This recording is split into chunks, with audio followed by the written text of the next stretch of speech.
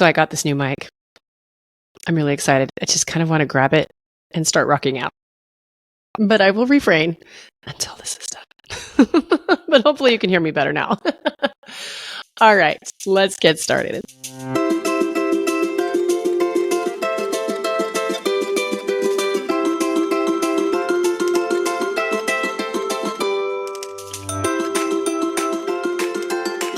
I don't know about you, but when I first became a mom, I had a lot of people that, were congratulating me, that were waiting to find out, what's your baby? Show us pictures, all of these things around the world through Facebook, through social media.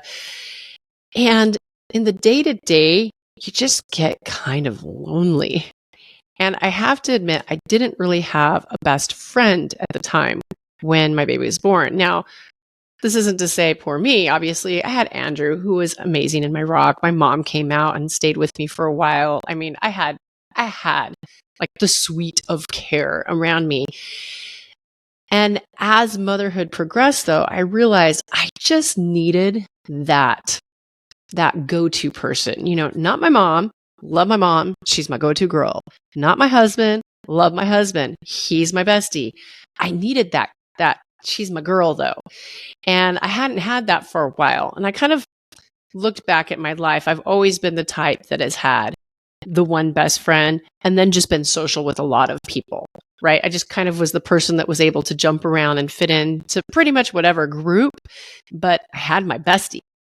And about this time, I didn't have that in my life anymore.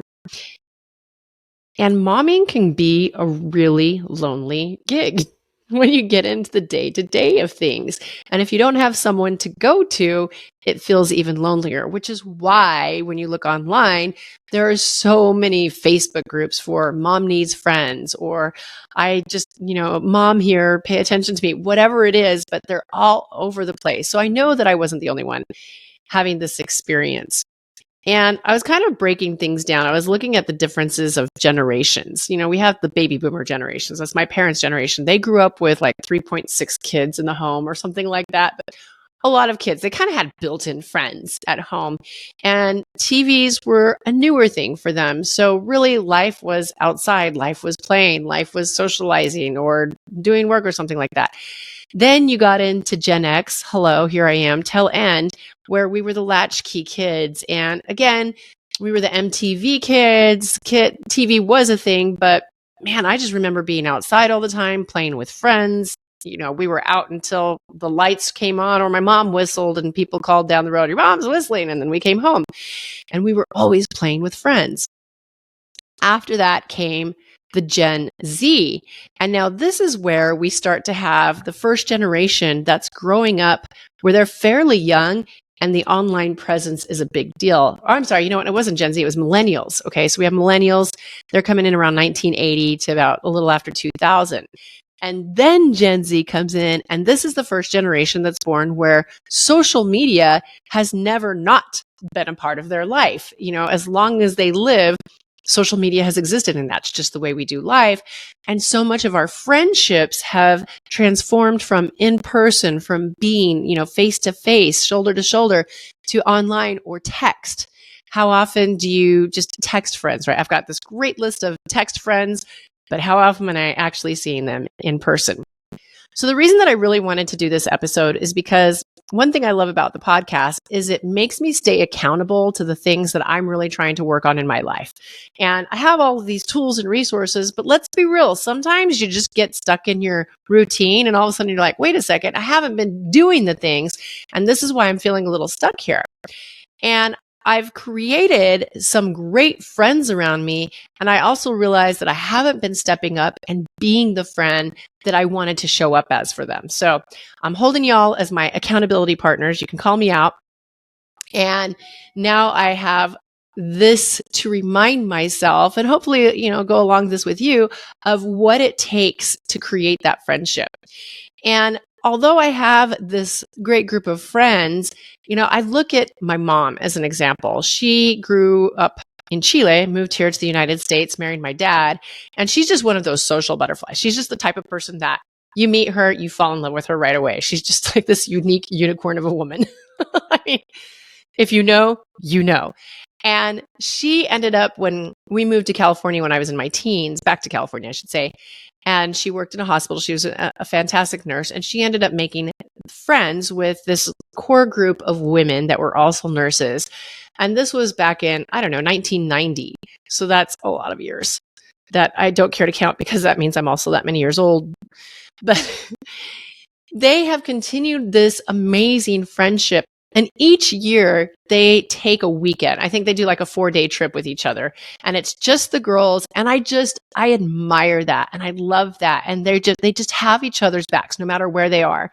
And they're just such this tight knit group. And they're different, amazing women. They all have these beautiful differences about them. And then, of course, there's similarities, which also draw them together. And that's what I wanted to create in my life. I'm like, I want that core group that we just know no matter what, doesn't matter what's going on in life, we've got each other, and that we're going to show up for each other, and we're going to grow old together, and we're going to be, rocking the Airbnbs or something when we're old. And people are going to be like, look at those old chicks. And we're going to be like, yeah, we're still together. That's what I want to do. So I got to step up my friend game. But going back, there was this time where, like I said, I didn't have any friends. I'd gone my whole life where I always had that one best friend, the whole social group, right? And when I had married Andrew, I had kind of ended a friendship with someone, and Andrew was right there to fill in that place for me. So I didn't really notice it. And then, of course, I had all my big group of friends. So we were constantly doing things. And then I started traveling and making friends around the world, and it was great, but I was still missing that bestie. And it doesn't have to be just one person, right? It depends on who you are and what your needs are in your life. Sometimes you just have different people that fulfill different roles of friendship for you. And that's great, especially if you have that kind of wide bench to go to. And then, of course, COVID happened, and I had these 2 little girls. And if you've listened to the first episode, you just know, like, it was just not a good time in my life. And I was definitely lonely. I had acquaintances. I had far off friends in other countries or people that were busy, but no one that I could just like reach out to. And it's like, hey, I just need someone to hear me vent about being this monster that I just was. Otherwise, I'm going to do it again. And we were building a house. So that's always fun on your marriage. And then doing that through COVID. So there were all of these crazy things going on. And I'm like, I just feel super lonely. And I realized, there's these people out there that you just see sometimes. And there's something about them that you're like, man, I want to know them. I want them to know me. I want to be part of their circle. I want them to want to include me because there's just something about them that I want to spend time around them. And so just like anything, I just started diving in and saying, okay, I'm going to start looking for what is it about these people? What are the characteristics? What are they doing? How do they show up? And what is it about them that just draws people like magnets to them? Because I want me some of that. I want to be able to be that person and know that I can draw friends, right? So I ended up studying for a while, really observing, looking around. I had, like I said, the great fortune where I had been traveling around the world, so I could see this dynamic worldwide. It doesn't matter where you are. It's just this common thread among these people that seem to have that X factor. And I broke it down and I call it my confidence code. And there's 5 different aspects to having this confidence code that just seems to attract friends to you. And then, of course, we have kind of like, if we call those the 5 core, we'll call that like the recipe to our ice cream. I don't know why ice cream. Maybe it just sounds good at the time. And then we have our little hot fudge and whipped cream and sprinkles on top that kind of wraps it all together and makes it work. So I'm going to go through those 5 steps with you right now. So the first part of creating that magnetic personality and having that confidence that just pulls people in and makes them want to be friends with you is authenticity.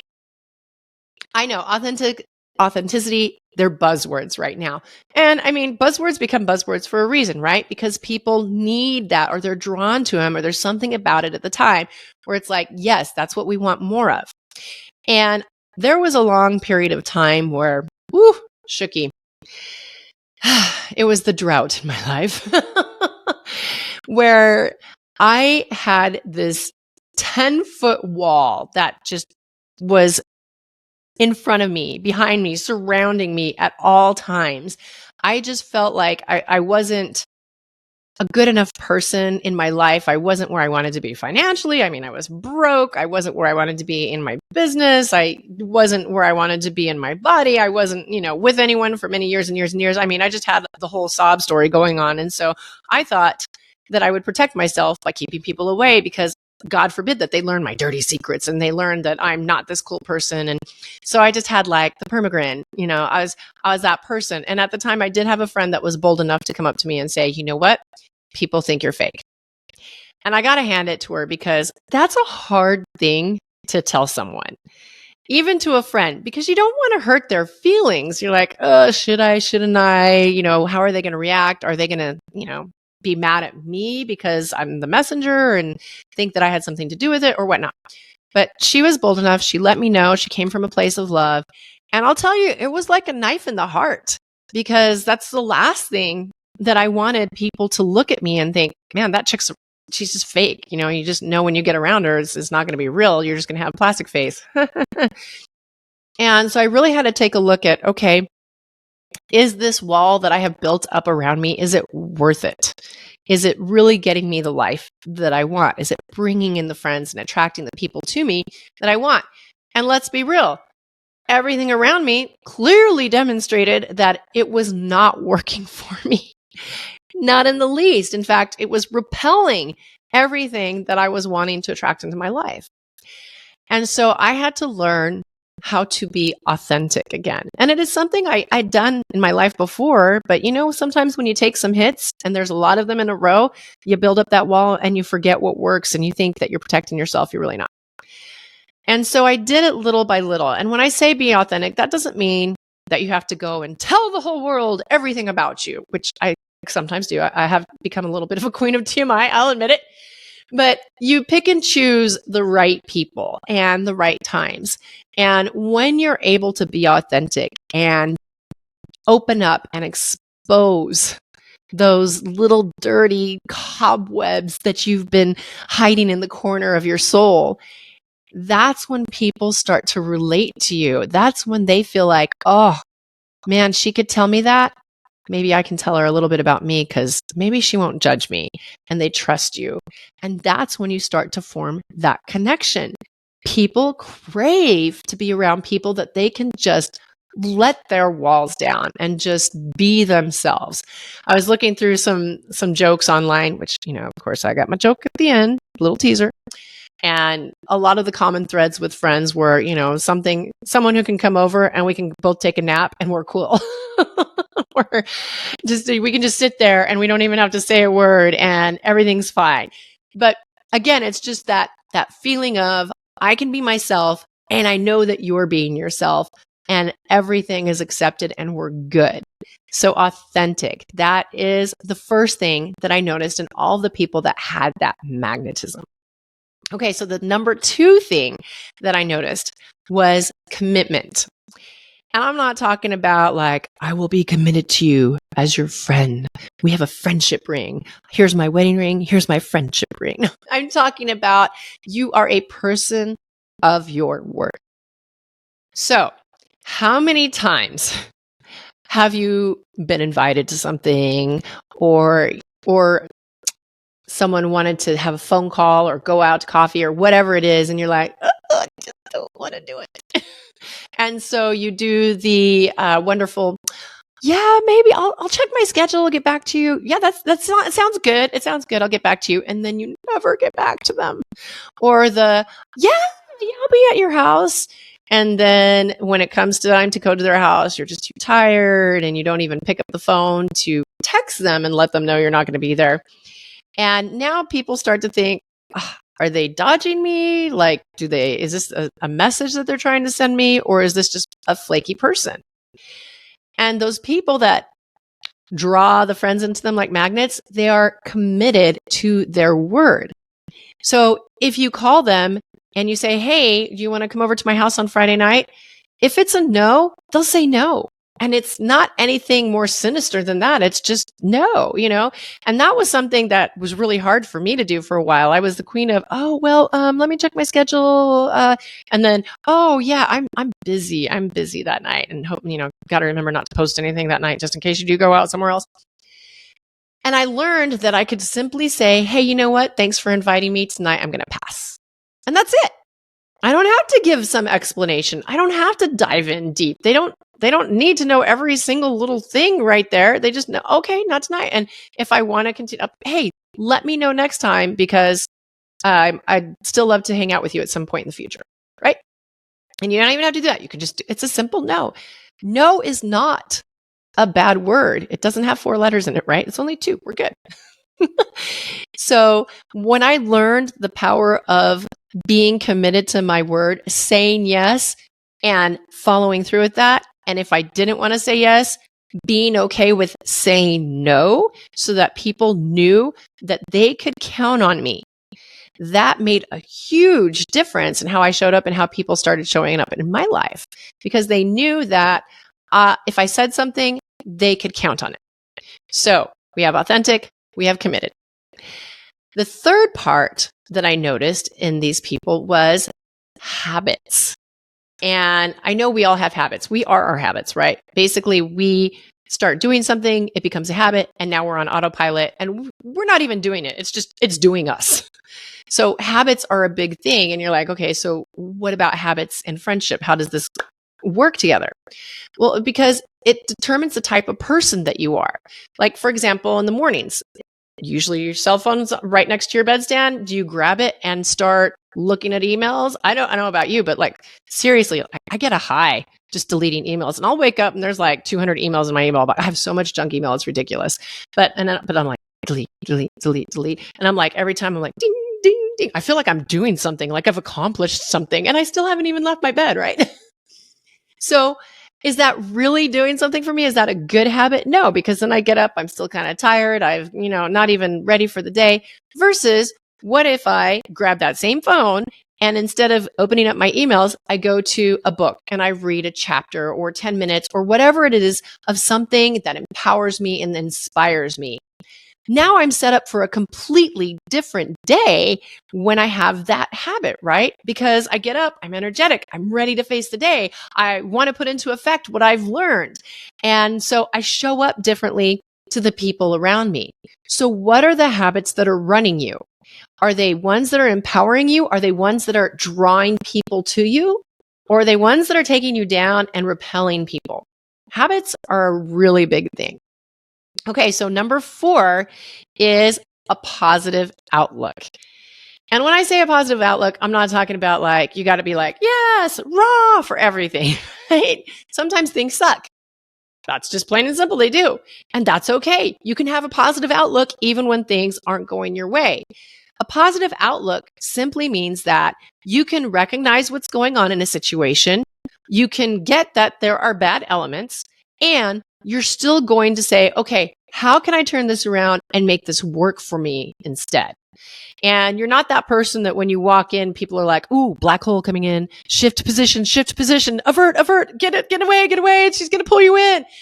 Instead, you're that person, they're like, ooh, hey, so-and-so's here. I want to go to them because I know I'm going to feel good when I'm around that person. So that's all that a positive outlook is. It's just a simple way of recognizing what's going on, not denying reality, but also looking for, okay, how can I make this better? Positive outlook is so magnetic. And then number 5 is interested.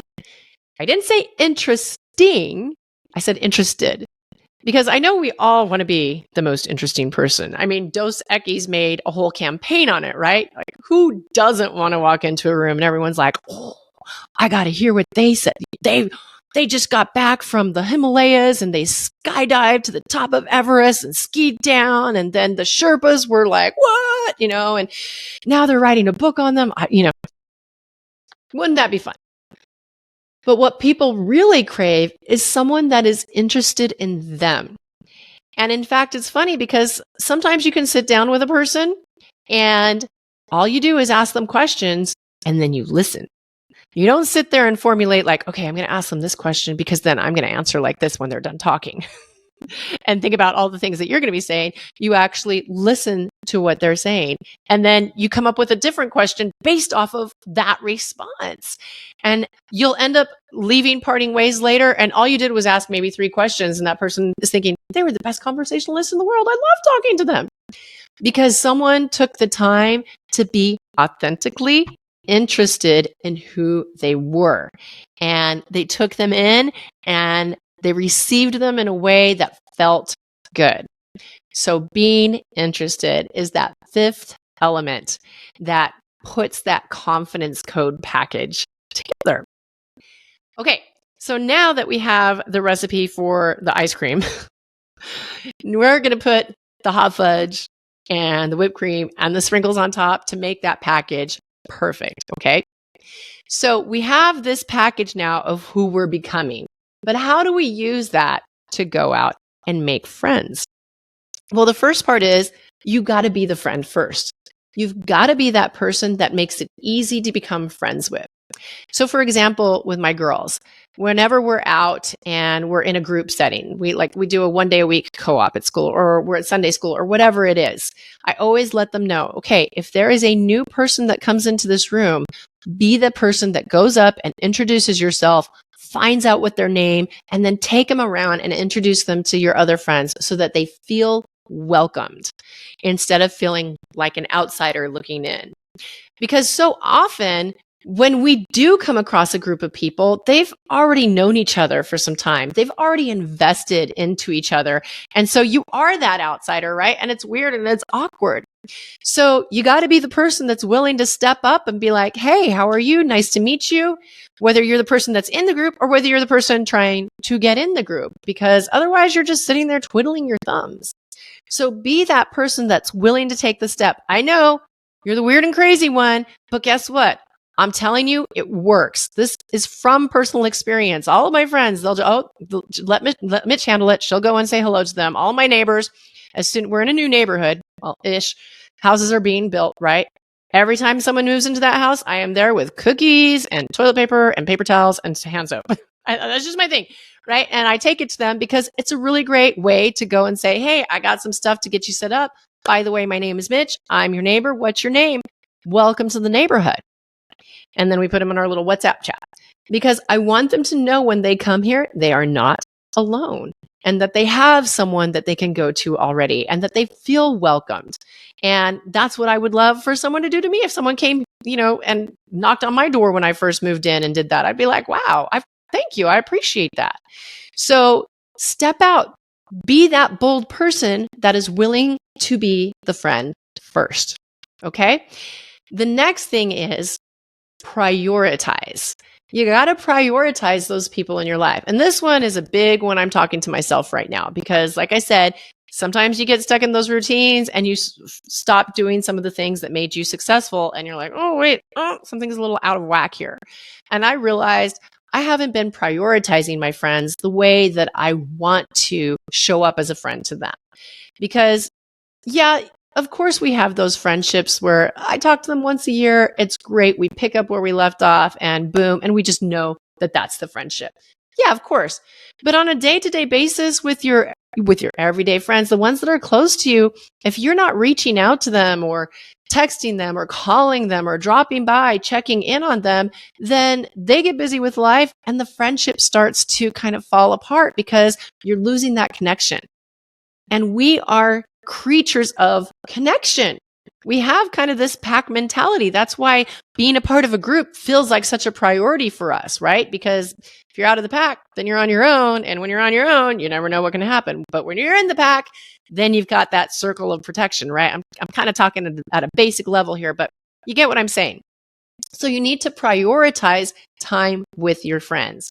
And I know as a mom, especially when you're a new mom with, little kids, it's hard because your time, it's sucked up in momming for sure. And in taking care of your relationship and making sure your house isn't falling apart and whatever else it is you got going on.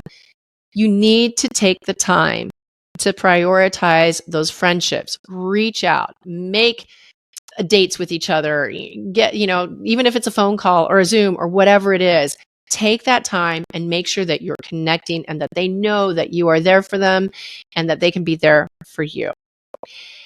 And then, so we have the hot fudge, the whipped cream, and now let's get to the sprinkles on top. Time. Taking time is part of making friends. Can it happen instantaneously like the playground days? Oh my gosh. So I did the episode on getting out of your comfort zone a little while ago, right? And shortly after that episode, I was at a playground with my girls. Andrew and I, we went out, like we were in a town maybe a couple hours away. And so we stopped off at a playground because we'd been in the car for a while. And I had just talked about this, about how you make friends so quickly when you're a kid. And so we were at this playground. It was my girls and this other little girl comes in, and she's probably 2 years, she's like 3 years old, right? A couple of years younger than my girls. But if they weren't best friends like that, they were just all over each other, just playing. Wherever they went, became this little tribe.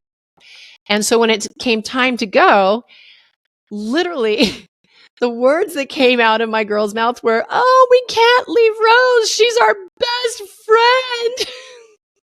And I'm laughing to myself because I'm like, see, I told you these things happen. And that's what it's like when you're a kid. It's you make friends because you're on the playground together. That's all you need.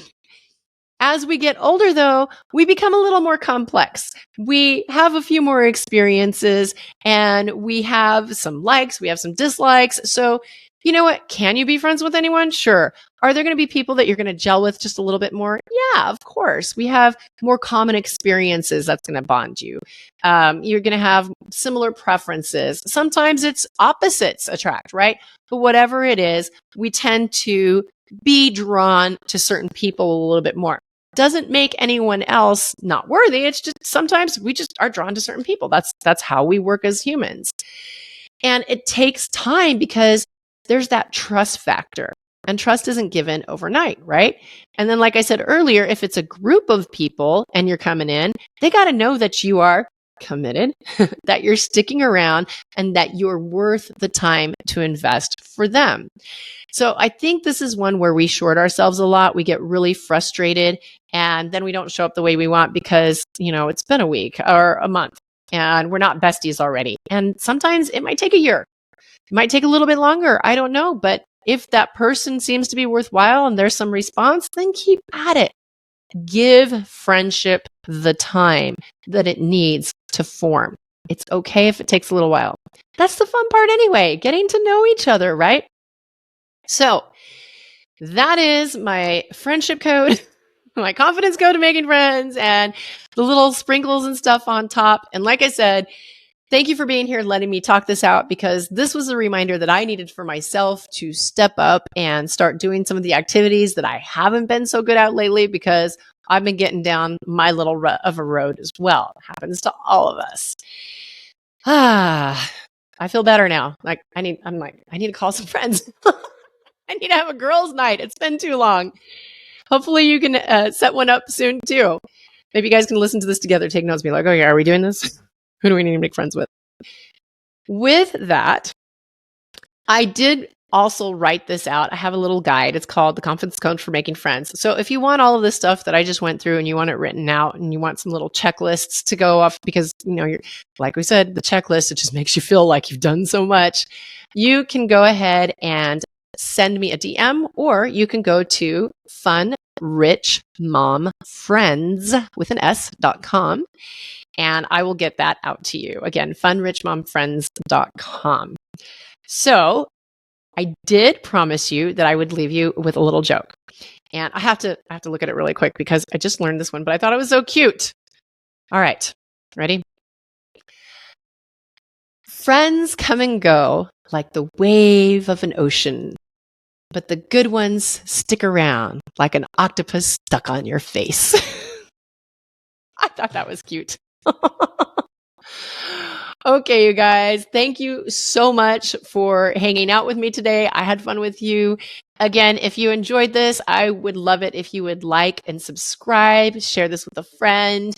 And I want to thank you so much again for spending your time with me. It really does mean the world to me. Oh, and fun little thing. I was looking at my little statistics the other day and I saw something kind of interesting. Did you know that 60% of the viewers of this podcast are men? So guys, what's up? I'm just so curious. Drop a comment. Email me at hello@funrichmom.com. I want to know, what is it that you're listening for? I'm glad to have you around. Maybe you're just like looking for the mom secrets. I don't know. But I thought that was a fun one. Okay, until Tuesday, make it rich, make it fun, or fun and rich. Have a wonderful week, and I will talk to you soon. Bye-bye.